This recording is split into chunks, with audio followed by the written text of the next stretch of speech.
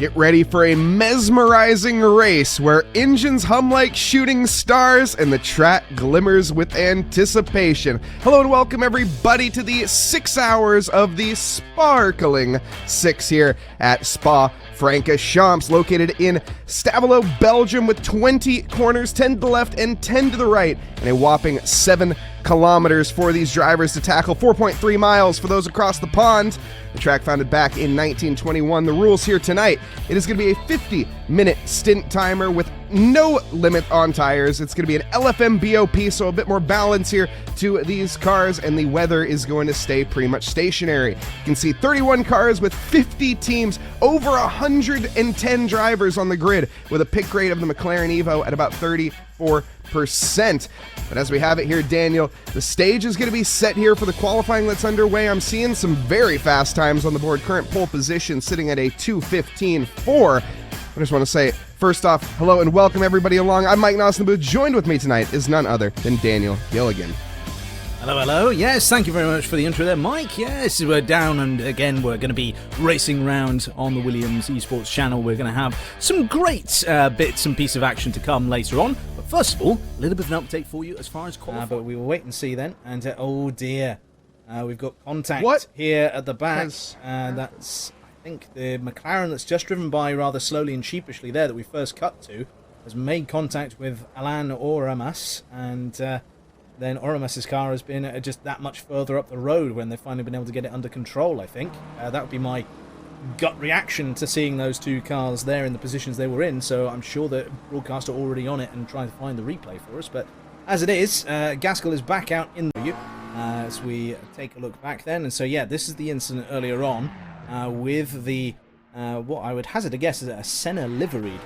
There you've got the yellow, the green and the blue, and then, oh, they're just trying to avoid, so no contact between the pair of them as it turned out in the end. But the Mustang's still just going for the big old turn there to get out of the way. But of course, at those sorts of speeds, you put that much steering lock on, and exactly as we saw would end up happening. I would say, actually, both drivers very, very lucky not to end up finding a barrier somewhere. And we also have a battle going on for P31 at the moment, which we had an update on chat for the car 111 currently. Battling it out for P31 is, I think, under pressure from Marco Sale, but managed to fend it off at the moment. Bartos, though, seems to have quite the handful ahead of him his last lap. It was a big difference in pace. The Porsche looking over a second a lap quicker, second and a half a lap quicker to be exact. And it is going to be, well, quite the ask for Bartos here to hold on in that 111 machine, but he's going to try. The Ford Mustang trying to power along here through Huan, and it's going to be tough to make an overtake happen through these few corners, but as we approach the Fagnes and down into the Stavelos and Campus, that's when you're going to be able to really send it if you want, but maybe just play it safe down towards the bus stop. Again, it's not about making up time in the short term, it's about the long-term gains, and Marco Sale, I'm sure he's no slouch to that. Sees an opportunity. The Ford is very wide there, but not going to be making a deep dive of that one just yet. Big slip there from the Ford, and this is going to be the run. Marco Sale and the Porsche. I know the speed difference is quite, well, evident. You can already see it. There was a mistake from the Ford, a little tank slapper, and they still punch it down the straight. The Porsche hard to keep up, even with the slipstream, as the Ford punches a massive hole in the air there for the Porsche. Gets a little unsettled on the curbage, and that is not going to be helping towards the final chicane to make that overtake happen. Thank you very much there to Blue Trucker NL for the follow as well.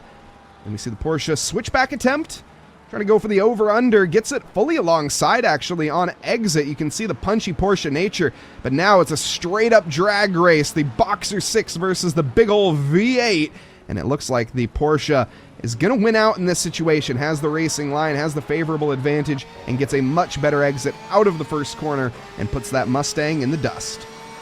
Absolutely, though maybe not for long, because the Mustang is tucked up nice and tightly behind them, and you can see once they're getting there, the perspective when you see the two cars nose to tail, just how much bigger that Mustang is versus the Porsche.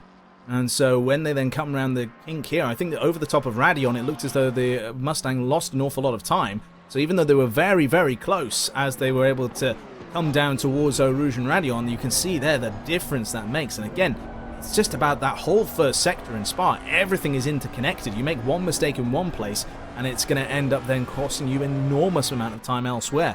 Fax Racing saying the Mustang is going to eat that Porsche for dinner. Well, certainly they have the size to be able to fit the Porsche inside of them, but I think that in terms of the pace right now, that would not be the case. But certainly there is good pace right here for Cedric Larinch. They'll be able to catch the back of... We have Sam. Well, again, I use Sam as the example. He's a terrible example. He's on the team by himself.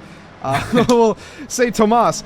So Tomas in P3, he is, let's say he picked up 3 penalties in his first stint. Now, obviously, I'm not saying he did, but let's just say hypothetically that he did. Well, in the final stint, there's 1 hour left. In fact, there's 1 minute left in the race, we'll say it, and Victor Francesco is behind the wheel, and he gets an off track. Well, guess what? He's getting a drive-through penalty along with that, and that's, again, because of the accumulative penalty rather than just having them be per stint. Livery, but there we go. We've got these guys then battling hard, and again, it's been really interesting to see where these cars are, gaining and losing their time relative to one another, where the moves are coming off, where drivers are just sticking in formation. Right now, of course, Bossatelli having been overtaken by Reisenhauer, these guys are trying their absolute damnedest right now, but it's not quite working out for them in 100% of cases.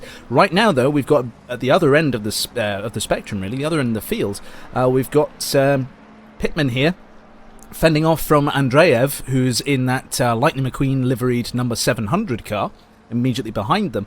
And so even this can demonstrate that, even towards the back of the field, where these drivers are 6 laps down on the next car up the road, never mind how many laps down they may well be on the race leader, there's still good battles going on up and down the field. So there are still things to fight for, still things to watch, and, you can still get some cool stuff done.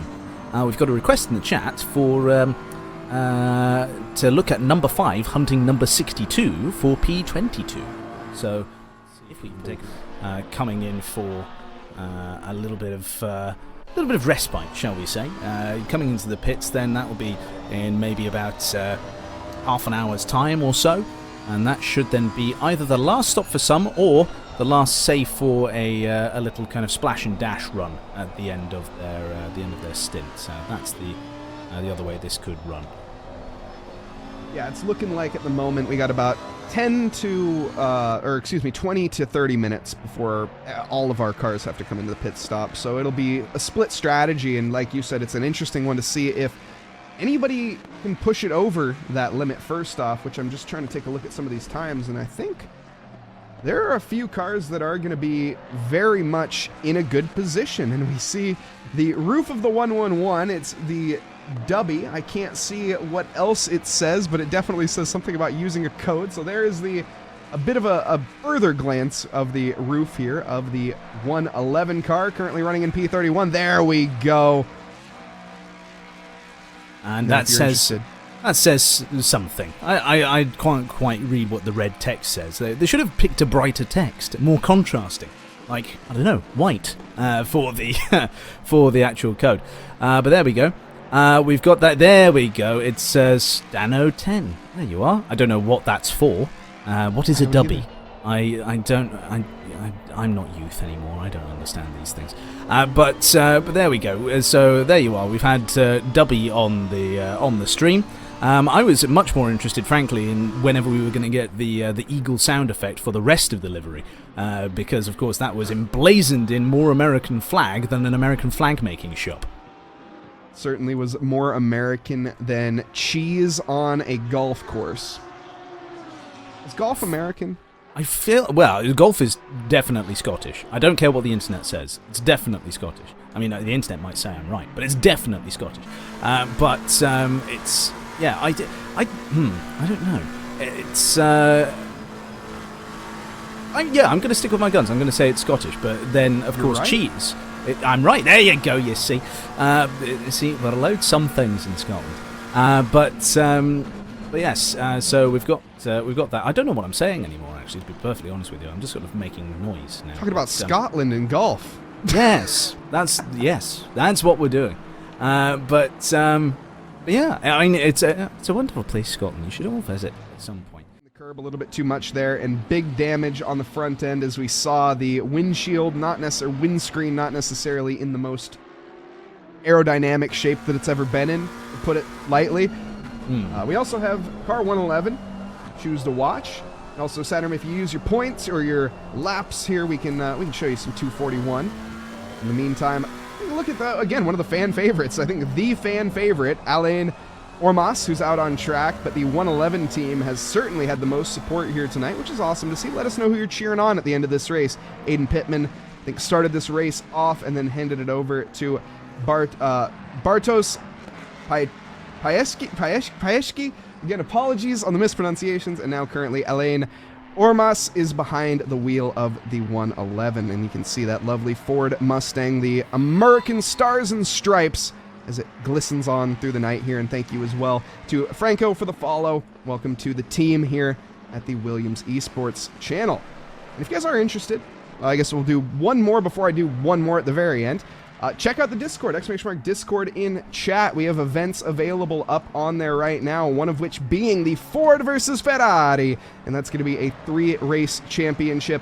Throughout, it's going to be Fords versus Ferraris, so one to be a part of, essentially history, make history here with Williams Gaming Club. And we also have our GT Challenge coming up. That's going to be on the Monday, June 24th. You check that out as well. There's going to be 3 events in respect to that, with a Porsche Showdown, the Summer Cup, and again, that GT Challenge with GT2 managed to get there at the end of the day anyways.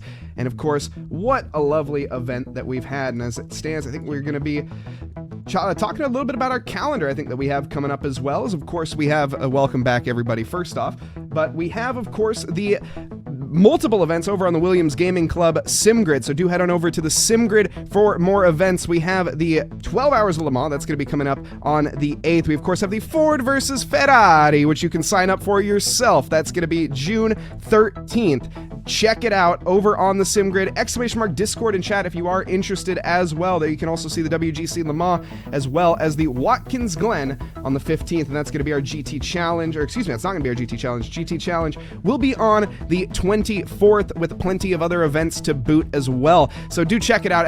Discord in chat if you guys are interested. But again, from the bottom of my heart, thank you guys very much for being here. It's been an absolute pleasure. I've been Mike Noss, Daniel Gilligan alongside me for this long and arduous 6-hour race. But what a race it's been, Daniel. And from your highlights and your perspective, is there anything that sticks out to you? I just think generally the overall racing, the package that was put together today was good fun. Obviously, it would have been nice to see a fight for the lead throughout, but as it was, Sam Gaskell just so incredibly quick. They just disappeared off up the road. Not a chance of anybody catching them. It was great to see the second place driver, obviously still having loads of pace as well. I mean, if Sam didn't exist, then you still would have gotten a rather dominant win. And so what ended up happening there, I think, was absolutely great to see them coming across the line. Still reasonably competitive, I think it's fair to say.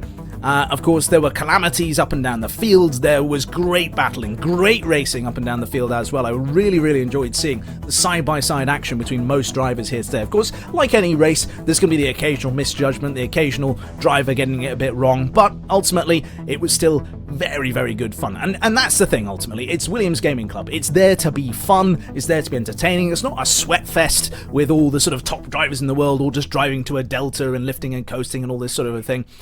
It's just great fun with the community coming together and having a good time, and that's ultimately what we got today.